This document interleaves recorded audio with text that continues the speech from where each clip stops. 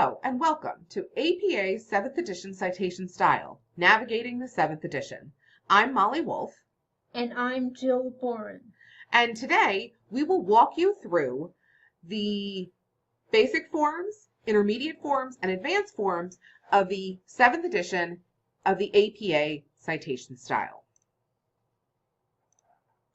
As I mentioned, we have basic forms, intermediate forms, and advanced forms that we'd like to cover today.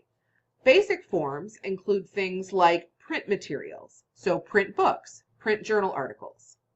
Intermediate forms include electronic materials, ebooks, electronic journal articles, websites, YouTube videos. And then we have advanced forms, which aren't used as often but are still important to know how to cite, things like social media and generative AI. So let's jump right in and talk about our basic forms. How do you cite a print book? So the print book form starts off with your author's name, and with APA citation style, it is always author's last name, comma, first initial, middle initial if you have it, and then year of publication with a period afterwards, then title of the work, which is italicized and is capitalized in a funky way. It's not title case as we know it. For the title of a book, you capitalize the first letter of the first word, the first letter of the first word following punctuation, and any proper nouns. Everything else is lowercase. After the title of the work, there's a period, and then you put the name of the publisher. And you can see on this slide, we have the generic form with all of the pieces identified as the first part, and underneath that, we have a real citation. So all of the information is populated for a real book. Okay. So let's talk about a print journal article. Very similar to the print book form, but we add on some additional information. So you'll notice that the author's name is in the same format, last name, comma, first initial, middle initial. Generally speaking, for a journal article, you are going to have more than one author, and you include them all in the citation in the order that they are presented on the work. You do not reorder them to be in alphabetical order. You don't reorder them for any other reason. You keep them in the same order they appear on the journal article. After the author's information, we have the year of publication, just like we did with the print book form. Next comes the title of the article, which is not italicized and is capitalized with that rule that I just went over. First letter of the first word, first letter of the first word following punctuation, and any proper nouns, and then a period. Then we have the title of the periodical, or the title of the journal that the article came from. This is italicized, and this is also in title case as we know it, with every major word capitalized. Now, after the title of the periodical, there is a comma, and then you include the volume number and issue number, if you have it, of the journal. Then there is another comma, and then you have your inclusive page numbers. So if you look at the second citation on this slide, you'll see the real information for a real journal article filled in. So we have Harlow, comma, H period, F period, which is the name of our author. In parentheses, we have 1983. That's the publication year for this journal article. Then we have Fundamentals for Preparing Psychology Journal Articles. That's the title of the article. It is capitalized according to our weird APA capitalization rules. So you'll notice that only the F in Fundamentals is capitalized. Then there is a period at the end of the article title. Next comes the title of the journal, with every major word capitalized and also italicized, comma, 55, which is the volume number, and please note that the volume number is also italicized. And in brackets, right next to that volume number, we have our issue number, which is 3. There is no space between the volume and the issue number. Then we have our closing brackets, we have a comma, we have our inclusive page numbers, and then we have a period. That sums up your basic forms, your print book form and your print journal article form. So let's do a little review. We have a citation here on this slide that has 3 mistakes in it. So take a moment to look at the citation and see if you can identify what the mistakes are.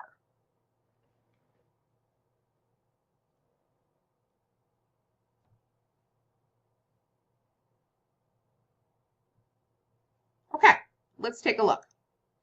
So as you can see, the author's name, Powell, comma, E period, A period, should not be in all caps. We don't usually capitalize every letter in an author's name.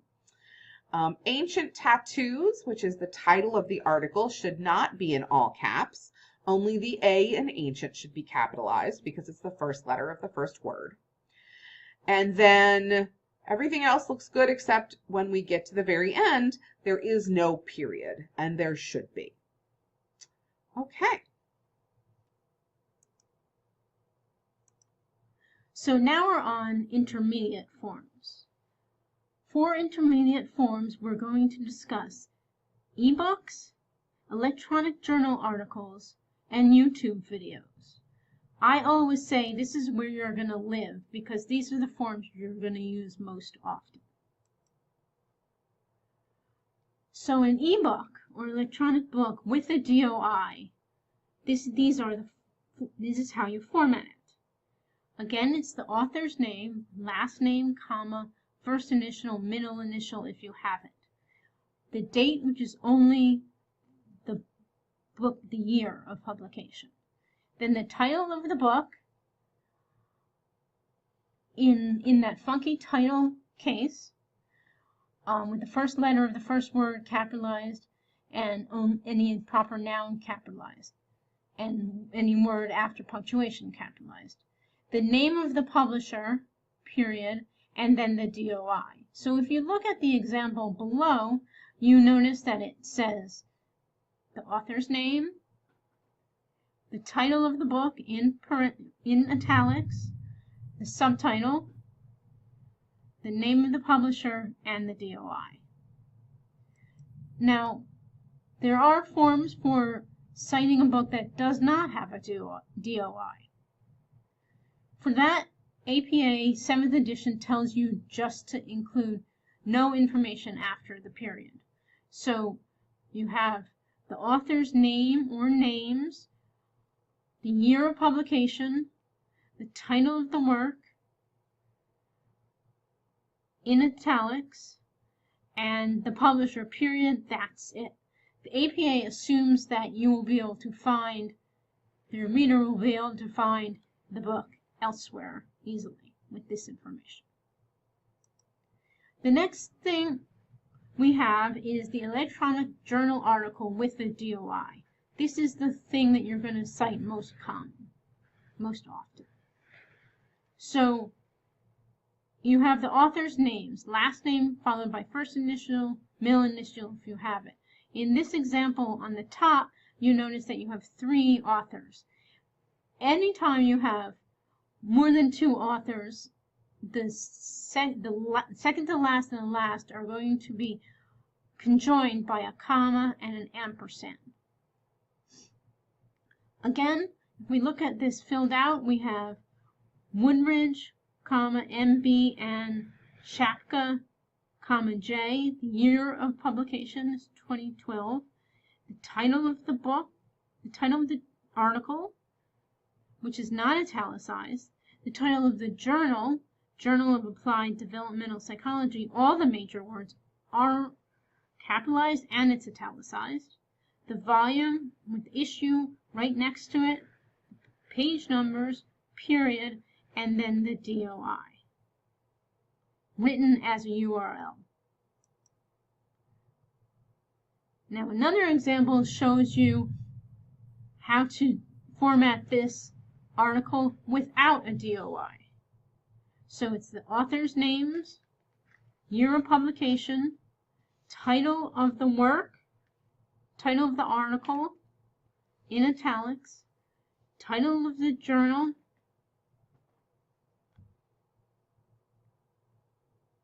without a DOI. It has the same information and same format. You have the author's names followed by the year of publication, the title of the journal article in that funky title case, the title of the journal, which is italicized and is in title case, the volume, issue, page numbers, and period. That is it.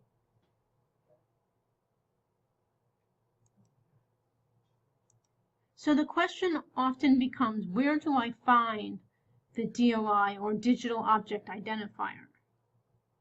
It is often located on the article record. When it lists other features of the article, you will see it says DOI, and then it offers you to have a DOI. That DOI might also appear on the top or the bottom of the PDF.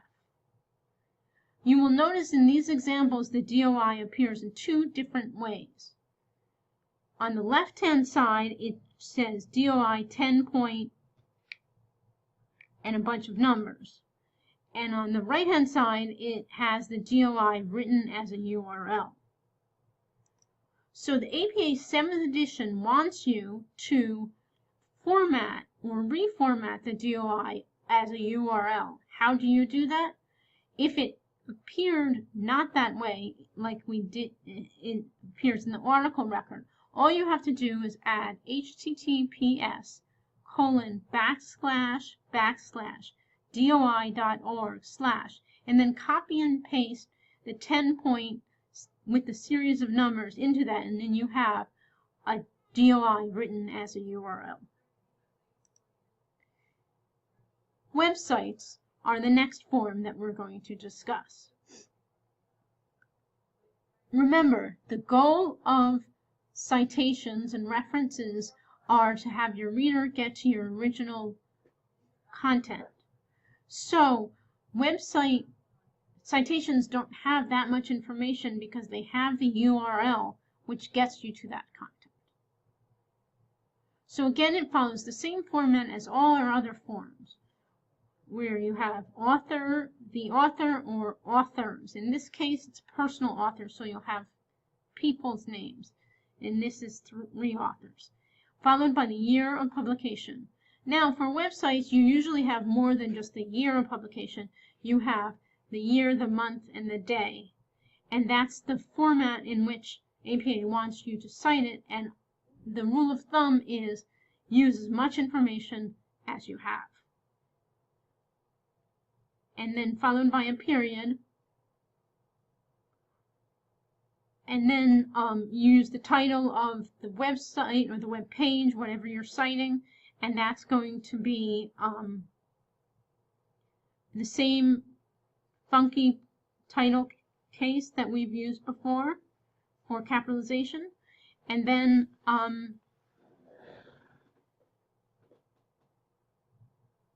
followed by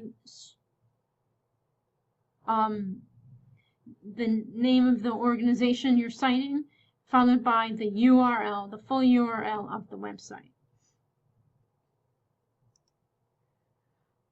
Many websites have corporate authors, and you're frequently going to cite these.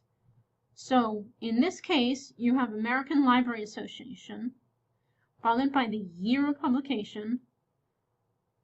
About ALA and our mission is the title of the web page that you're citing, and the full URL. Now, when it comes to italicization, the title of the website is italicized if it is a standalone document, like a blog.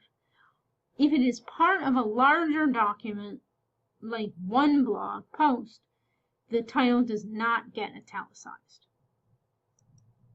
The final form we're discussing is a YouTube video. So again, you have the author. In this case, it's a corporate author. It's the University of Oxford. The date, year, month, and day. The title of the video. And then you need to have the format, which is video. It's in brackets. And the name of the site or the platform that you're using. In this case, it's YouTube, and then the full URL of the video. Okay, now it's time for electronic forms review. There are 3 mistakes in this citation. Can you spot them?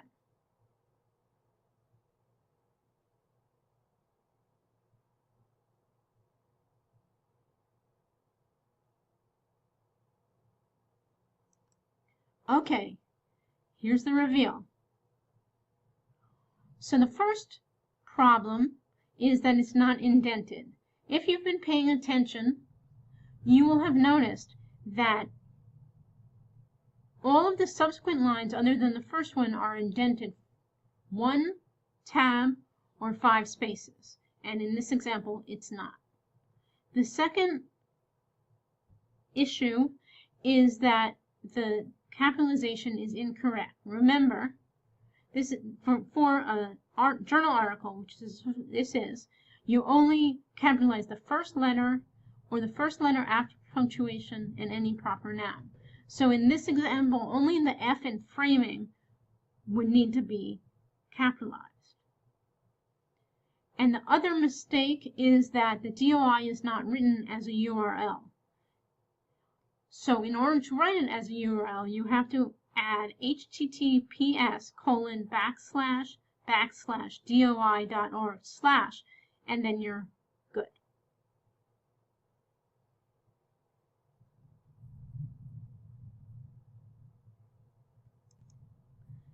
Here's another review for you. This example has also 3 mistakes. Can you spot them?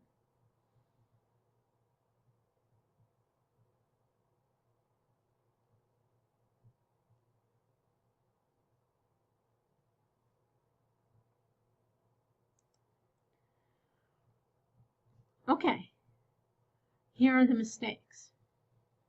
Again, this is a website, but again, you only capitalize the F because it's first letter in the first word, and the S in states because it's first letter after punctuation. The other mistake is it says retrieve from. That is no longer needed. You do not need to include retrieve from with APA 7th edition. APA 7th edition understands that a majority of your citations are going to be from electronic sources, so you don't need to identify it with retrieve from. You just use the URL, which indicates that this is an electronic resource. And finally, there is no period at the end of a URL because it may make the URL inactive.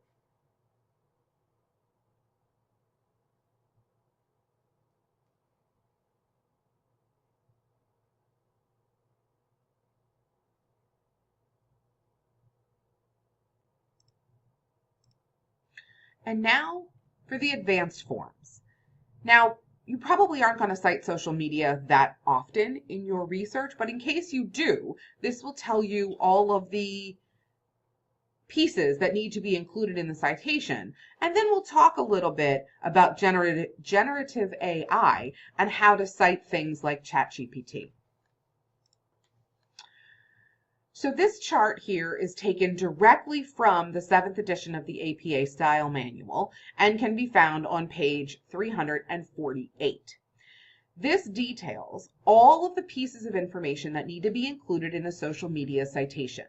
So author's name, date, title of the post, social media site name, and URL. And you can see here that different social media platforms will provide you with different pieces of information and what needs to be included for what.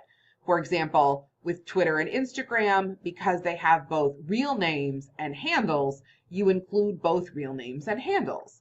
Facebook and others, you include the real name, the handle, the username, the account name, whatever name is provided. And you can see that there are some varying formats for date, for title, for URL. So let's look at the citation for an Instagram post. So using the chart on the previous slide, we know that an Instagram post needs to have an author's name, which would be the real name and the handle. It would have the date of the post. It would have the title of the post. And in this case, the title of the post is going to be the content of the post up to the first 20 words. Because it's Instagram, which is mainly photographs and captions, you would have in brackets after that photograph. Then you're going to have the social media site name, which is Instagram, and then the complete URL of the post, not the generic URL of Instagram.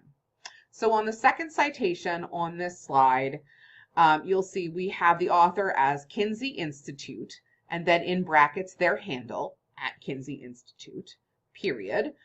Instagram does a really good job of date and time stamping their posts. So we see that we have the year, the month, and the day included in the date. Then we have the first 20 words, up to the first 20 words, of the caption as our title here. Happy Throwback Thursday from 1956, an album cover of a comedy news show in Kinsey's findings. Hashtag TBT, hashtag Explore Kinsey, and then in brackets, photograph.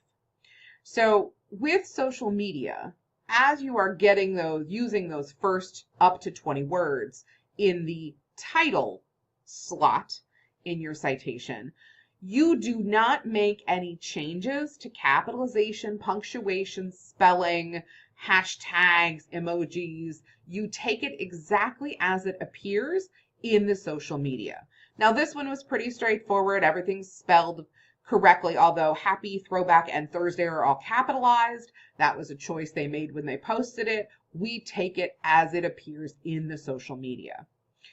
After the title, we have the social media platform, which is Instagram, a period, and then we have the URL of the post. Now you'll notice that this URL is shortened using a URL shortener. That is allowed with the 7th edition of APA because, especially with social media, some of the URLs are very, very long and would make your citation run for multiple pages, which just makes for a very messy reference list. So you are allowed to take that URL and put it into a shortener and then use that shortened URL in your citation. As with the formats, the intermediate formats, ebook, electronic journal article, website, YouTube video, because this citation ends in a URL, you do not put a period at the end. So generative AI is the new kid on the block, and APA, like everyone else, is still figuring out how to cite it. So what we have currently, what we're going with as of right now, is the creator of the AI, so the company or organization that made the AI tool, that's what we're using as our author. The year of the version, that's what we're using as our publication date. The name of the AI model and version is our title. In brackets, like we had with social media where we said photograph, we're going to say large language model, period. Then our publisher, if that is different than the creator of the AI. If it's the same as the creator of the AI, we can just leave it out.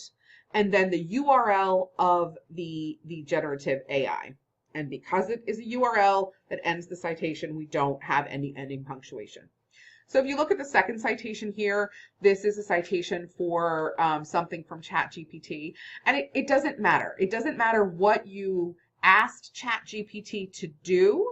You don't have to cite the question that you asked currently or the command that you gave it. You just cite essentially the version of the AI that you're using. So you'll see OpenAI 2025, because that was the year of the version of ChatGPT that I was using. ChatGPT, March 17th version. Large language model, period. That's my title. And OpenAI is the publisher, so that's the same as the creator. I can just leave that out of my citation.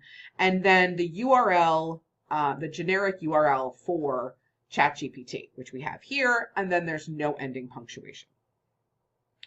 Is this the final way that we will cite this? Probably not. Because generative AI is new, we anticipate that this form will continue to evolve, but this is what we're working with currently. So let's take a little bit of a review here for our advanced forms. So we have a citation for generative AI, and there are two mistakes in this citation. So take a minute and see if you can figure out what they are.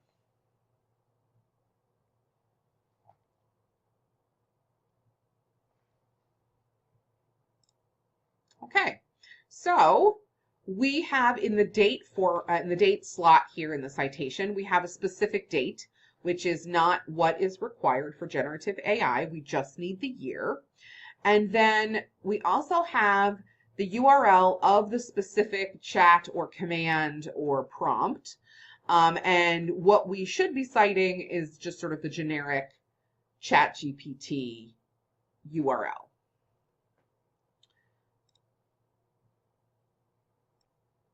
Creating a reference list is only one part of the APA citation style. In-text parenthetical documentation is the other part. In-text parenthetical citations point your reader to the sources in your reference list and prove that you consulted scholarly materials to support your research. The examples on this page show the proper citation formats for both direct quotations and indirect quotations, or paraphrasing. When using a direct quote in your text, you need to provide the author's name, the date, and the page number of the quote. Note that websites and HTML formatted articles from databases usually do not include accurate page numbers. When the document that you are quoting does not have a page number, you will need to count the paragraphs and use the paragraph number. Indirect quotes do not require a page number, but APA 7th edition states that you can use it if you want.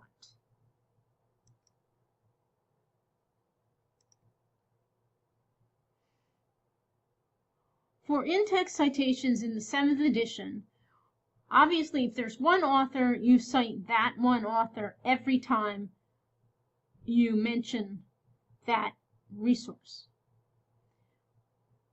If there are two authors, you follow the same example. You use both authors every time. For 3 or more authors, you use, even the first time, the first author plus et al., followed by the year of publication.